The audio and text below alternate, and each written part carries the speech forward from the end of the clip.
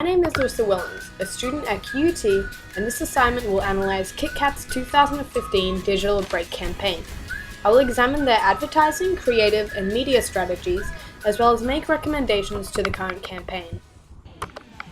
The current confectionery landscape in Australia is worth billions, with Kraft dominating the market after buying Cadbury in 2010, leaving Mars, Nestle, and other brands competing for their share.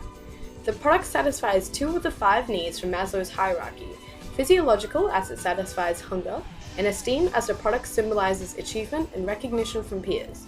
It is also categorized into the low involvement category in the FCB grid, where impulse and self-satisfaction products are predominantly sold using emotional appeal.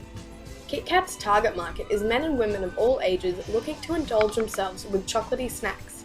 As a result of this broad audience, KitKat positions itself to appeal to certain psychological and behavioral traits evident within this market. This is also highlighted within the Roy Morgan value segment, where young optimism is most relevant. KitKat appeals to this market by associating achievement and a well-earned reward with the product. This taps into the key consumer insight of the need for consumers to take time out of their day to reward themselves with a break. This product is usually positioned by its attributes and benefits. However, this campaign could also be seen to utilize a repositioning strategy, as it aims to shift the product to become more relevant to Generation Y consumers. This campaign's big picture taps into the key consumer insight by associating digital platforms used during downtime with KitKats. As the product is mass marketed, ethical considerations must be taken into account when advertising. KitKat's aim was to apply the brand's traditional break positioning strategy and reposition it to a new generation of consumers. Celebrities like Dave Hughes and Scott Dooley represent personalities that appeal to the identified audience and align with the main objectives of associating KitKat with breaks in the digital age. Possible objectives include: one way to track the success of the campaign is through the social media measurement process proposed by Murdo. This approach outlines 5 phases as part of the evaluation process. The campaign uses 3 types of message strategies: positioning, brand image, and resonance. This message strategy is also highlighted using Schultz's IMC message strategy statement. The product's unique selling point is reiterated within this statement and links with the key consumer insight of repositioning KitKats to Generation Y. The campaign's tone is one of playfulness, interactiveness, and boldness, and is reflected in KitKat's brand personality, where traits such as fun, uniqueness, accomplishment, and positivity are portrayed. This tone is consistent with the past advertisements and adhere to Moriarty's message consistency triangle, where this approach ensures consumers recognize and trust a brand.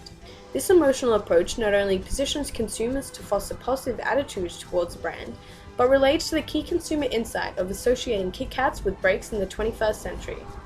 Transformational approach is demonstrated here and is defined below.